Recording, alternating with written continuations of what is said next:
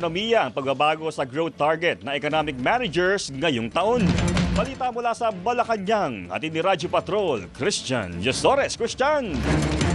Jeff, walang nakikitang dahilan ang Malacanang para makaapekto sa target ng paglago ng ekonomiya ng bansa sa susunod na dalawang taon. Ang biglang pagkabig ng economic managers ng administrasyon sa pagtataya ng economic growth ngayong taon.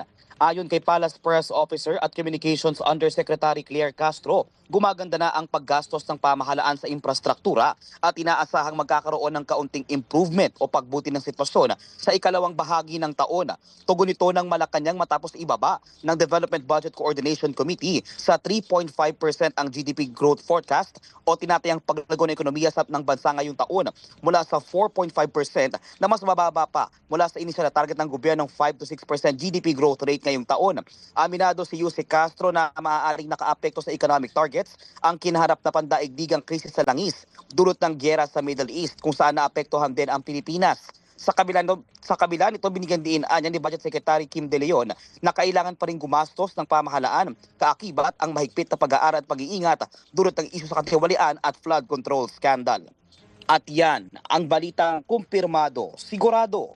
Ito ang Radyo Patrol. Christian Yesores, TZMM. Maraming salamat, Christian Yesores!